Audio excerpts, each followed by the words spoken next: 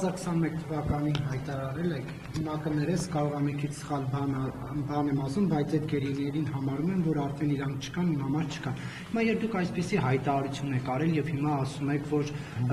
եթե չենք խոսում, չի նշանակում, որ չենք զբաղվում այդ հարցով, բայց քաղաքացին էս ձեր հայտարարությունից հետո, որ 21 թվականին արել եք, ինչպես վստահ լինի, որ նման հայտարարություն արած պաշտոնյան կամ պաշտոնյայի թիմը կարող է զբաղվել Բաքվում պահվող գերիների վերադարձի հարցով, երբ որ համարում եք, որ իրենք չկան։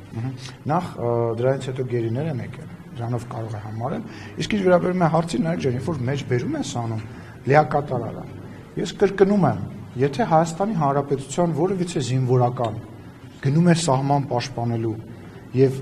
հարց պետք է կանգնի իր կյանքի, իր գերի ընկնելու եւ Հայաստանի Հանրապետության,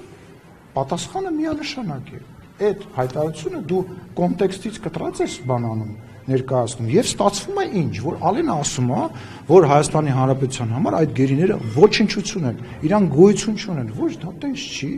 եւ դու կոնտեքստից ես, այսինքն զինվորականը, որ գնում է բանակ, ինքը մտածում է, որ Հայաստանի Հանրապետությունը պետք է վերանա,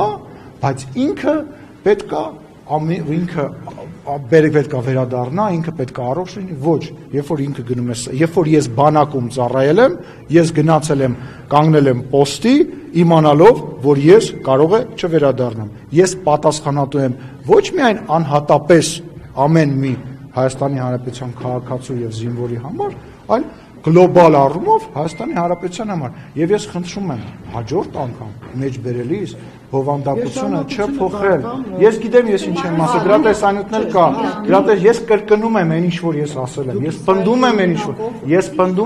որ ասել եմ, ես պնդում եմ այն ինչ որ ասել եմ եւ կրկնում եմ։ Հայաստանի Հանրապետության զինվորականները այն բանի համար են, որպեսզի պետք եղած ժամանակ իրենց կյանքով եւ ազատությունով պաշտպանեն Հայաստանի Հանրապետության շահերը եւ եթե պետք է հարց կանգնի, ես կընտրեմ Հայաստանի Հանրապետությունը։ Ես գիտեմ ինչ եմ ասել, առաջարկում եք ինքնաթիռը խփել։ Ում ինքնաթիռը։ Իսրայելի օրինակով ասում եք Իսրայելը երբ որ տերորիստը վերցնում է ինքնաթիռը, Իսրայելը տերորիստի հետ չի բանակցում, ինքը խփում է այդ ինքնաթիռը։ Եվ չէ, ոչ ասում եք կոնտեքստից կտրվածը շարունակություն։ Չէ, շարունակություն, մնացածը կարդա, բայց կոնտեքստը։ Այո, հիմա 2021 թվականի մի թեմա, որի հետ կապված 100 անգամ բան եմ արել։ Մեկնաբան, հիմա էլ ասում եմ, որ որևիցե բան ես այդտեղ, նարեկ ջան, ամբողջը չես կարդում, սկիզբը չես կարդացել, եղբայր, դե սկիզբն էլ կարդա։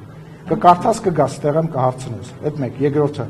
Ես քեզ ասում, ես կրկնում եմ այն, ինչ որ ասել եմ, եւ որևիցե բան ես սխալ չեմ ասել։ Հայաստանի Հանրապետության շահը ավելի բարձր է, քան անհատական իմ շահը, եթե ես գերի ընկնեմ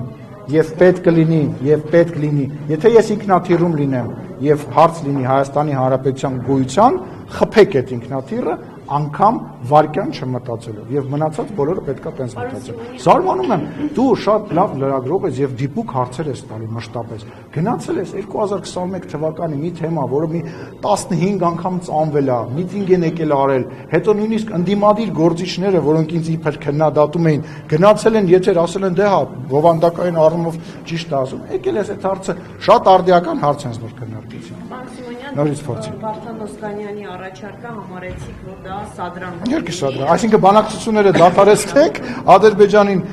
կամ որևիցե մի երկրի հրահարենք պատերազմի եւ հրահարենք նոր գերիներ վերցնելու, բայց ասենք տեսակ մենք ինչը պարտք խաղաղությունի երկրի հետ ով կտանքների։ Լավ, Վարդան Օսկանյանը 10 տարի հնարավորություն ա ունեցել իր տենց փառահեղ մտքերը եւ փառահեղ դիվանագիտությունը գործի դնի։ Արդյունքում Արցախը, Ղարաբաղը բացա դուրս ա թողել բանակցություններից Ռոբերտ Քոչարյանի հետ, հարցը չի լուծել եւ էլ մնացած այդ ամեն ինչը չասեմ, ինքը վաղուց թոշակի է գնացել, թող հանգիստ իր թոշակով զբաղվի։ Մտահոգված է ժամանակի թող մտահոգվեր, երբ որ մարտի 1-ի բանն էր, մամլու խոսնակն էր, մարտի 1 էր արդարացնում։ Մարտի 1-ի Երևանի կենտրոնում 10 մարդուն գնդակահարելը վերերկացել արդարացնում էր։ Այդ վաղ թող մտահոգելն էր։ Հիմա բանի գործ չունի, ասեմ, թող իր թոշակով զբաղվի։ Եվ մի ուրիշ առաջարկ հնչեցրել է Էդմոն Մարուկյանը, ասում է դիմեք միջազգային քրեական դատարան, որի անդամ է Հայաստանը եւ որին միանալու ժամանակ նաեւ նշվում էր, որ Հայաստանը այդպիսով հնարավորություն կունենա նաեւ Ադրբեջանի քրեական դատարան դիմելու։ Չէ, բայց կարամ չմեկնաբան։ Բայց կարամ չմեկնաբան։ Ու ինչ էլ ուզում ա լինի, Մարուկյանին տեսակետը ձեր հարցը այսօրվա չեմ մեկնաբան։ Բայց մեկ է տեսակետը հնչում ասում են Չեմ ուզում մեկնաբան։ Չեմ ուզում մեկնաբան, հարցը չեմ ուզում։ Առաջիկա մի շաբաթ Կարինե ջան, Էրդողանը օրերս դիվանագետների հանդիպմանն է հույս է հայտնել, որ Հայաստանի եւ Ադրբեջանի միջեւ